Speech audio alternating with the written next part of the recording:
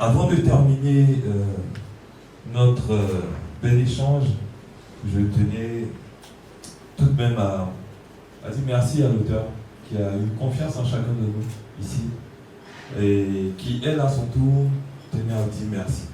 Merci tout particulièrement à toute l'équipe du restaurant La Salière qui a bien voulu se prêter à cette belle journée afin que nous puissions organiser cette rencontre. Merci au docteur Brou Arsène, le docteur Brou Arsène, merci.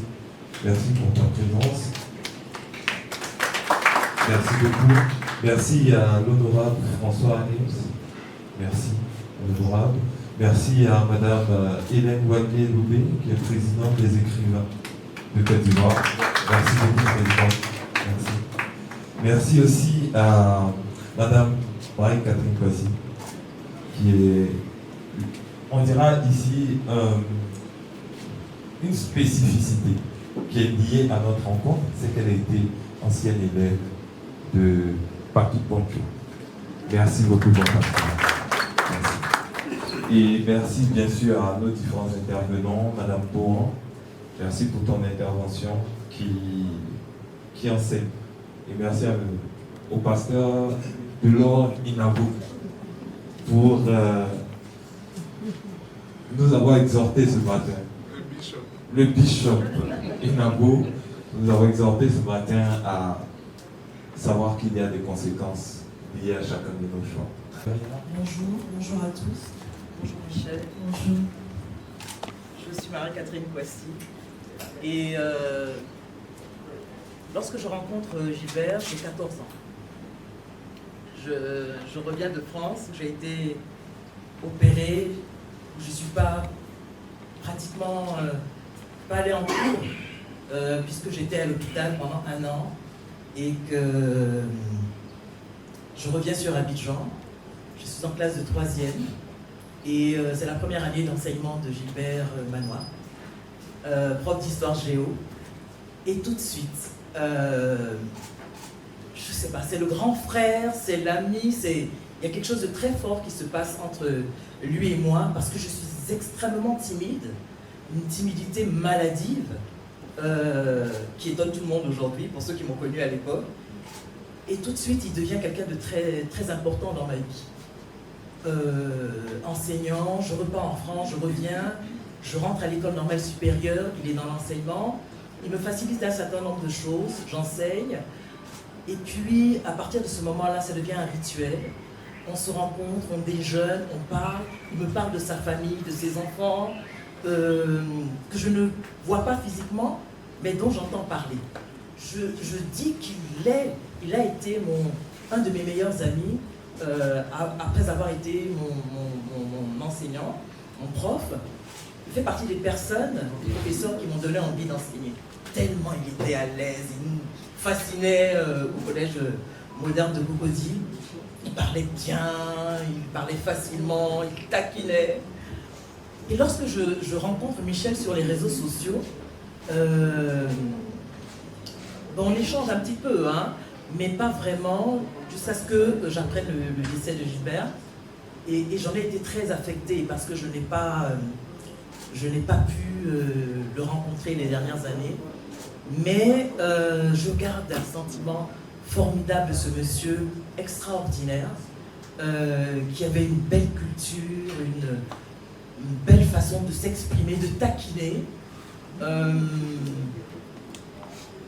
Je ne suis pas surprise par la relation fusionnelle que Michel, tu as eue, je me permets de te tutoyer, avec ton papa, parce que j'ai eu la même relation avec mon père.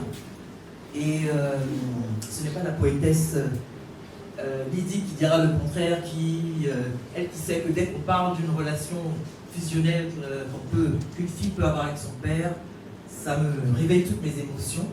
Mais j'ai envie de lire le livre. Je l'ai acheté, je vais le lire. Je vais lire les nouvelles, je vais te rencontrer pour approfondir. Tu as eu un papa extraordinaire. Tu as pu écrire, c'est extraordinaire. Moi, j'écris depuis que j'ai 10 ans. Mais j'écris, mais incroyable. Une si longue lettre, ça me fait rigoler. Parce que juste à présent, on se moque de moi. J'écris tout le temps, j'écris des lignes et des lignes. et c'est interminable. Personne ne comprend. On ne comprend pas que ça peut être un exutoire, mais on ne comprend pas que ça peut être également une façon de s'exprimer librement. Je tiens à cette liberté, et je tiens tellement à cette liberté que écrire pour moi, c'est être sans attache. Être libre, totalement libre. Libre dans la pensée. Personne ne viendra vous enlever vos idées. Personne ne viendra t'enlever tes idées parce que tu écris ce que tu penses. Et si ce que tu penses est longuement dit, mais c'est ton problème à toi. Et c'est notre problème à nous si nous écrivons longuement. C'est peut-être parce qu'on a des choses à dire, et des choses très longues et très profondes. Félicitations pour ce livre. Félicitations pour cette initiative. Félicitations de rendre hommage à ton papa. Si ce n'est toi qui le ferais, de façon aussi intime, de façon aussi personnelle, de façon aussi affectueuse. Personne, ni ton frère, ni ta soeur, si tu as eu une relation exceptionnelle avec ton papa, il n'y a que toi qui pourras parler. Moi, je vais tout de suite. On ne se connaît pas. Mais ton oncle, Dr Bouarsel, m'a gentiment invité à cette dédicace. Et après, je t'ai eu au téléphone. La beauté de tes yeux, déjà à travers la photo que tu m'as envoyée, m'a rendue curieuse. J'ai dit, bon, le titre est attrayant, l'autrice est belle, magnifique. Bon, je m'invite. Et je suis venue. Mais je suis surtout venue parce que présidente de la famille à laquelle tu appartiens désormais, dans laquelle tu entres, et lorsque un auteur écrit un livre, une cérémonie de dédicace équivaut à ce qu'on appelle un baptême dans la vie d'un enfant. Donc pour un baptême, qu'est-ce qu'on fait? On invite ses amis, ses parents, pour célébrer, pour festoyer, mais surtout pour produire de bonnes ondes pour le nouveau-né. Et ici, il y a ta famille, il y a tes amis, il y a tes connaissances qui sont là en train de produire ces bonnes ondes-là. Et donc, le devenir de cet enfant que tu portes sur les fonds baptismaux aujourd'hui, en nous le présentant, le devenir de cet enfant appartient à chacun de nous ici et appartient au relais que nous allons en faire. C'est-à-dire que chacun de nous doit s'approprier cette œuvre, comme l'a dit tout à l'heure l'animateur, prendre le sien, celui du voisin, celui du voisin, et ainsi de suite, et promouvoir donc cette œuvre. Le devenir de cette œuvre appartient à chacun des lecteurs ici. Qu'on le lise ou qu'on ne le lise pas, il faut l'offrir, il faut le promulguer, il faut le divulguer, il faut le faire connaître. Et donc je souhaite bon vent à Chic Histoire Imaginaire. On a eu un avant-goût. Ah, c'est lequel? Et s'il s'agissait de ton histoire. Ok, et il s'agissait de ton histoire. Alors, tu vois, et il s'agissait de ton histoire. Chacun se sent concerné. Et s'il s'agissait de mon histoire? Il a expliqué tout à l'heure, c'était poignant. Et je ne peux que souhaiter bon vent à ce nouveau-né. Et nous sommes heureux de t'accueillir dans la famille parce que ton oncle a veillé à tout.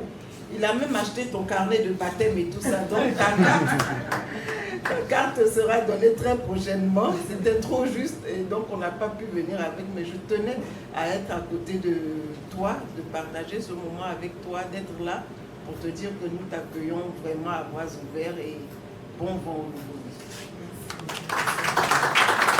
Merci, Dr. Hélène. Tu fais beaucoup sur les réseaux sociaux. Tu disais tout. Et tout le monde ne comprenait pas. Donc, comme nous sommes des filles à papa et des papas qui écrivaient, mon père aussi écrivait, il était enseignant. Et j'étais très fusionnelle aussi. Donc, je comprenais l'écriture. Et quand on est rentré dans l'aventure de cette œuvre, j'ai lu la première.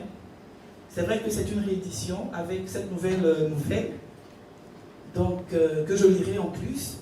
Mais je tenais à te dire merci pour ton courage. Tu n'as pas peur de l'émotion, tu n'as pas peur de l'afficher.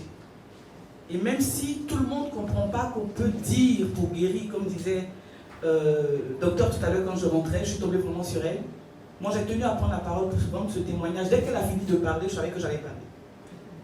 Parce qu'il y a quelques années, tu traversais une situation, tu m'as parlé, je t'ai accompagné avec beaucoup de paroles, de prières, d'exemples, d'exhortations.